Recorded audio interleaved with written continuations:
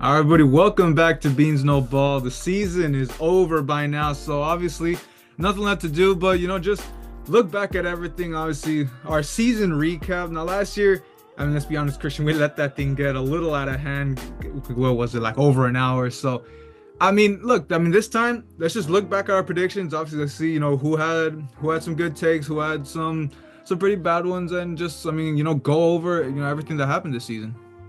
Yeah, so honestly, starting to get a little bit better here there too. Obviously, we had some really obscure takes, coming from the get-go there too. But when we're looking at the division winners, we had, looking at my bracket, for the most part on the AFC side, I did end up going for 3 for 4, with the Bills, the Ravens, and the Kansas City Chiefs on the Just winning that side Colts there. take for what it's worth. It I was mean, that Colts take, which I think it was probably one of my, no, and I worst see where you takes were coming there. from. Don't get me wrong. Yeah, Ant exactly. Ridge, I had a but lot of hope in Aaron Rich, but records-wise, I mean, I was only 3 off. They ended up going 8-9. I got him 11-6 there too. Still is a big margin when we're looking at NFL terms there. But it was the NFC side where things got a little, I chose Philly. I did get Philly correct. I did get the Lions correct. It was the South, but those Buccaneers did come into play there. And then same with the West. Your Rams end up taking that spot, and then it pretty much just flip-flop. and Niners just went because I to the mean, bottom on when that we one. look at yeah, sorry, to cut you off, but just when we look at my side too, I mean, it's the NFC North. Now, for a lot of reasons, the North, just really went a whole completely different way than we thought, a whole completely way than a lot of people thought. I mean, Sam That Darnold, shit the bucket in the playoffs. yeah, The whole North against shit my the bucket in Rams, the playoffs. obviously say what we want there, but look, I mean, the revelation that he was in the regular season, I mean, 14-3 to obviously it came down to that Week 18 matchup on Sunday Night Football, and give all the props to them. We both had them as 6-11, so I mean, everything you say, one. I mean, I think, well, yeah, by the time this came, we made these predictions. The McCarthy injury had already happened, so we already knew they were going to be rolling with him. But I mean, regardless, that was probably our biggest surprise. I mean, my only probably I guess bad take, if you really look at it there, I had the Packers winning the division. My big thing was I think Ben Johnson's gonna get figured out. I think Jared Goff's gonna have a big step back, and for what it's worth, I still don't. I wasn't a big believer in Jared Goff all year, but the Ben Johnson offense, nothing stopped on that end. Yeah, that Lions team, I even from the past couple of years where I, learned from mistakes of not believing in the Lions, this is what really paid out there too. But that whole offense, like you said with Ben Johnson, it really did make Goff look like a better quarterback there too. And even made Made him him look an good to the MVP point where finalist. exactly it did end up in the MVP finals. And look, he made Jared Goff look good to the point where like you throw 5 interceptions in one game and you end up winning it. And in the duality of that, you throw for 5, you end up losing. We saw that already. But it's one of the crazier things to say that to the least point. But at least for the records, most of them were off. For the AFC side, I know for most of them I got flip flopped. There's a lot of losing records, way more than we expected on like less than 5 wins, which is kind of where I kind of got a little messed up on. And then same with the NFC side, things were a little lackluster there too. Yeah, well, I think when we the look Cowboys at this was- season with the records, there was a lot of great records and a lot of very bad Yeah. records. I mean, obviously, we see two 15-2 teams. Did we have two 14-3 teams? I know the Eagles were one of them. We had a lot of 13-4 teams. So a lot of those records were really top heavy. A lot of them were really bottom heavy. And then you also had, that middle ground. A lot of those, 7-win, 8-win, 9-win teams. So you kind of had a little bit of everything. So I think the way we saw the season going out, it kind of felt a lot more, I guess you could say, just a lot more parity, I guess. But I mean, the top heavy definitely did have a lot of surprises, which, since we're in the middle of surprise, I think obviously one that we had to throw in, the Commanders, man. I mean, I had them at 6-11, you had them at 7-10. They end up going 12-5, if I'm not mistaken. 12-5, 11-6. Gotta make sure I got that right. But yeah, I mean, they go 12-5. 12-5, yeah. So I Yeah. mean, just overall, the revelation that Jaden Daniels came into. I mean, we obviously we went into it in great detail in the NFL honors video. Him, Dan Quinn.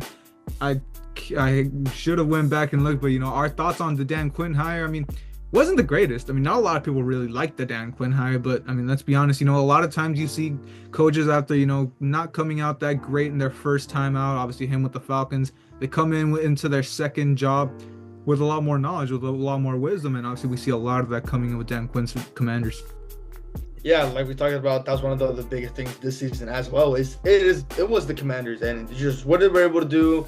and then just new ownership, new everything. Basically, I've already touched on it way too much. It's pretty much just repeating. But what they were able to do, especially in the playoffs with the young rookie quarterback, 2 playoff wins already there under Jaden Daniels' belt. This whole team, it's going somewhere in the future, right? Everything's being revolutionized with this whole team around. A lot of new players want to come. I think something about recently, Frankie Louvu. I think he's got like a couple players that want to join the Commanders, if I'm not mistaken, as well there too. So this Commanders team, it's way better than what it was when it was usually under Dan Snyder, because we know exactly how that team ran. It was just bad all around there too. So like what I mentioned before, now the NFCs, it's going to start getting a little bit more tight now that the Commanders are finally a team to start to beat there too. And when we're looking back at the takes there too, I think one of the things as well there too is some players that we expected to have a breakout season there too. I know one of mine guys was Tank Dell, that obviously it kind of didn't pay off as well, and then obviously the injury there. But my Demo take was probably my best take of the season so far there, and for him to have the injury with the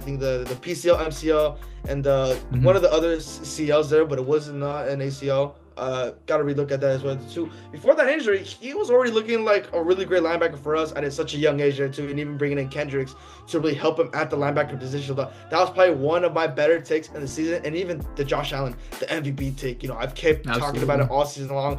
One of my better takes. I have had my good takes. I've had my better takes. There too. But same with you. I think you had a couple more better takes than me throughout the season. Yeah, I think looking at, let's just throw up the season awards, man. Sure, we had a couple stinkers. I know, Kyler and Kirk that were our comeback players. Dallas Hunter. Dallas Turner as your. Yeah. Now, obviously, we were talking about it.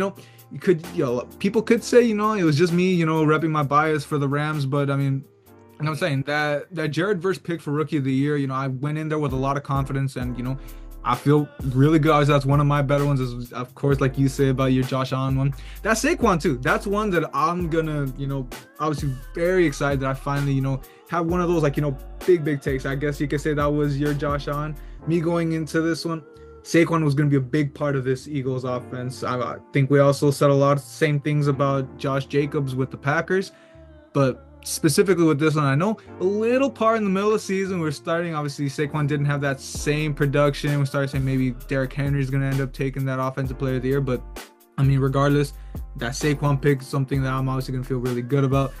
MVP, wasn't the greatest for me. I took Mahomes. He obviously still ended up going to Super Bowl, not the best year for him. But pretty much everything else wasn't the greatest for us. The defensive player, I went with the dark horse and Max Crosby, didn't pan out, and offensive rookie, maybe not even get into it. Yeah, I'm gonna have to agree with you on that one. So there's a lot of disappointments in our takes as well here, but there's obviously, we had the better teams here, and then we obviously had the most disappointing teams coming into the season, one of which is the Jets. Now, when we're talking about the Jets, recent news, it is confirmed Rodgers, he will not be returning with the team. He had a meeting with Aaron Glenn and the GM, I forgot to pronounce this, Darren Magny, something like that. I butchered his name, I'm so sorry, but yeah, they did have a meeting. Yeah, they did have a meeting with Rodgers, and that's pretty much where Rodgers kind of just he pretty much signed and confirmed that he's parting ways, which we kind of expected it. It's weird to me. We're recording this Thursday afternoon. The news came out Friday morning. We saw this morning of the Super Bowl, they started talking about this, so I don't know why it's such new news at this point. But they did make it official literally just this morning, I guess so. But at the end of the day, anyone knew he wasn't gonna come to the Jets, even after turmoil midseason there too, and it was just a waste of those 2 years. Come on. Coming into the season, you got an MVP, multiple MVP caliber Aaron Rodgers coming to lead this team to the Jets after the first 4 plays of the 2023 season, as of tearing his Achilles, and just disappointment all around.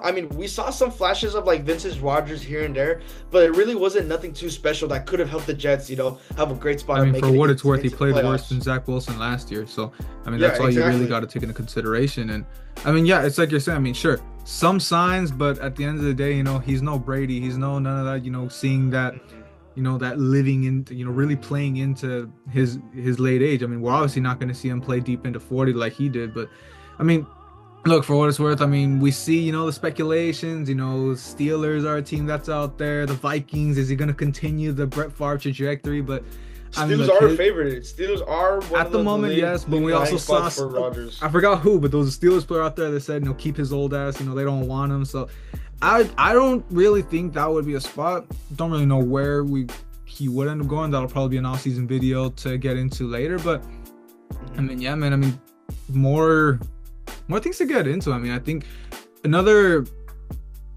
I mean, since we're in the topic of this, we did mention the Steelers. We could talk about the Steelers once. Yeah, I guess get into that too. You had them at 9-8. I had them going 7-10. Expected them to finally lose that. They flip-flop. Yeah, the records did flip-flop. They did go 10-7, losing out their last, I believe, 7 games. 3. Only lost their last 3 or 4. They started out 10-3. 10-3. So they lost their last 4. They had a pretty decent couple game lead against the Ravens. And it was once they came into that game on Christmas that they lost the that path to win the division, which sure, a lot you can say about there. I mean, sure, how the season started 2-0 with Justin Fields. Mike Tomlin makes the decision to go with Wilson, and it starts looking good, but obviously, probably don't expect to see either of them back. At least Russ for sure, probably not. I know you kind of think, I'm sure they would be smart to bring Justin Fields back. I think he'd be a good piece to build on for the future. Because that kind of was one of the leading things coming, even to this season, we compared it to Jordan Love and Aaron Rodgers. That was something. No, Justin, he gets benched, and everyone just speculating like he's gonna learn under Wilson, for the remaining of the season. They're gonna have some package plays for him. We did see him go in to take a couple snaps, within the season there after he did get benched. But I would assume the Steelers they would keep Justin Fields, right? That's what I would want to say. That's the thing, because I mean, you see the scenario. I mean, they're just using him for gadget plays. They're using him as a little puppet. I don't think he wants to stay in that situation. There's other places that probably do want to use him as a starter, as a franchise guy right now. So you look at that. I mean, he was a guy that I wanted the Rams to go in for a couple years ago, but obviously probably not. That's not realistic, and at least in my opinion. But I mean, there's teams out there, the Giants. They're linked to Russell Wilson. I mean, could he end up there? There's a lot of teams that could use a quarterback. Maybe the Saints, man. I mean, we know damn well they're not going to do nothing with Carr. I mean, maybe bring in a new quarterback for Kellen Moore. Yeah, at least get him. And you could at least get Wilson for cheap, man. Especially, they've been in cap hell for like the past couple of years there too. There's been other disappointments around the league. I know, at least in my perspective, the Colts, I'd count them as one of my big disappointments. The Titans, we already know what we saw about the Titans with Will Levis. Not going to go for it with him moving along there too, which, that's which he already said too. He is open to staying and, for a quarterback battle. There's really no obviously battle. We don't have the intel. Yeah. I don't think he'd really survive. I think just realistically, get out of there and maybe try to build a career somewhere else. I mean, the Titans already are looking into Cam Ward, so if they're really looking into Cam Ward or Shedeur, honestly, it's gonna be one of the two with them. So they're already looking into that. But Cam Ward is one of their favorites there too. There really is gonna be no battle. Or if they trade the number 1 pick for a haul. Exactly, it's gonna be a very big haul there. And then looking at the NFC side, same with the disappointments. The Bears once again still disappointing after getting Caleb Williams there too.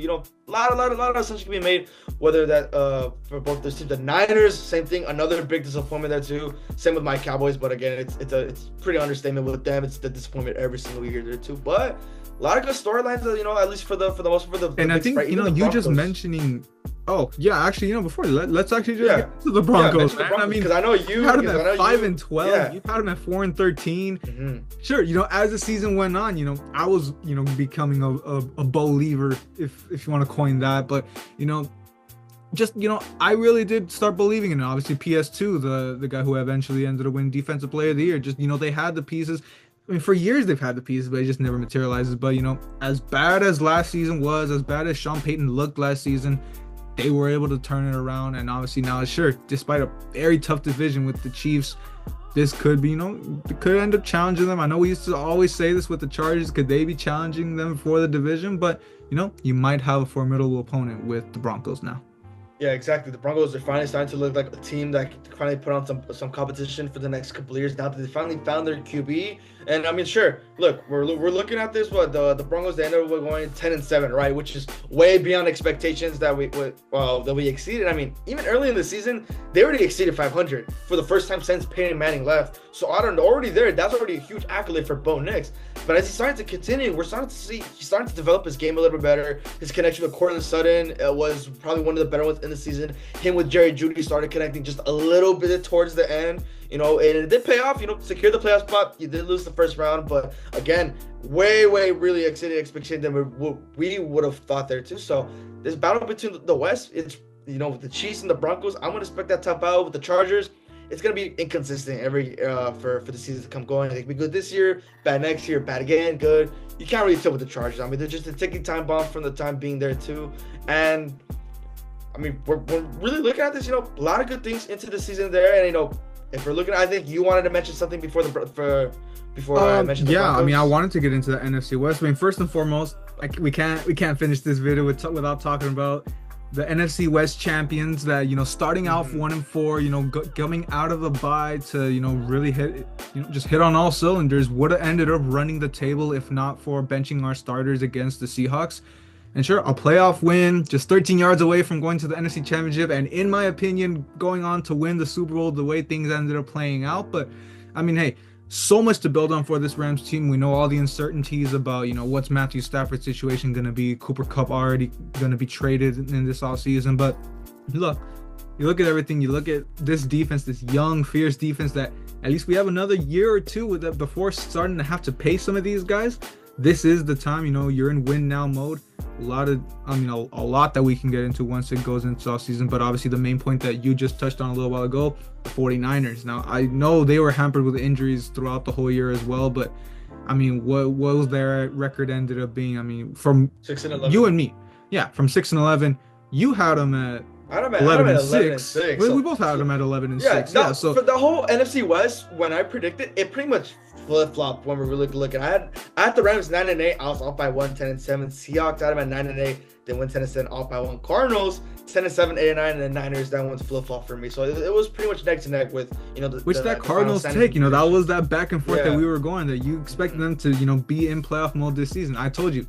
They're gonna be in the playoff hunt, but they need one more year. And I'm gonna expect a lot of big things out of Jonathan Gannon's side going into next season. And I mean, hey, the surprise of that division, the Seahawks, man. I mean, Mike McDonald, you know, he did what he had to do. He built a great defense. Sure, that offense left a lot to be desired, but this division too, you know, I said it biasly at the start of last season. This is the best division in football.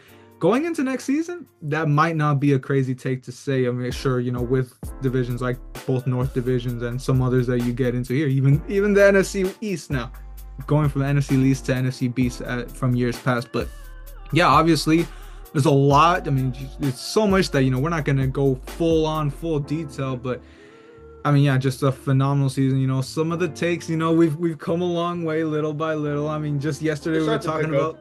Starting to talk about how, I mean, this was before Beans No Ball time, but you know, you being such an interesting believer in Matt Corral just a couple years ago. That was in 2022. That was a crazy time, and then me and you shitting on the Stingley pick for the Texans. Which, for what it's worth, let's I mean, you know, Sauce Gardner, you know, Stingley over Gardner, I guess at the time was an interesting take. Worked out for both sides, let's be honest. But I mean, yeah, you know, We've had our interesting takes in the past. We're going to keep having them. And obviously, you know, another great season, you know, wrapping it all up right here. It was a weird season, though. Very weird. There's a lot of absolutely, yeah. Way too many than what we really expected. But nonetheless, I think it's one of the better seasons. And still being our best year predictions-wise, at least, you know, week by week for the game. So, you know, the ball knowledge is getting higher little by little. And look, I mean, little by little, you know, get through this off season. You know, once we're back into draft time, which, you know, still from here on into draft time, we're gonna, you know, we'll discuss it all as how we're gonna, you know, manage everything. But hey, you know, the videos will continue to come out, and we'll continue to get to it. So thank you guys for watching. Thank you guys for all the support for another phenomenal season of NFL football, and be sure to stick around for all the off season content coming.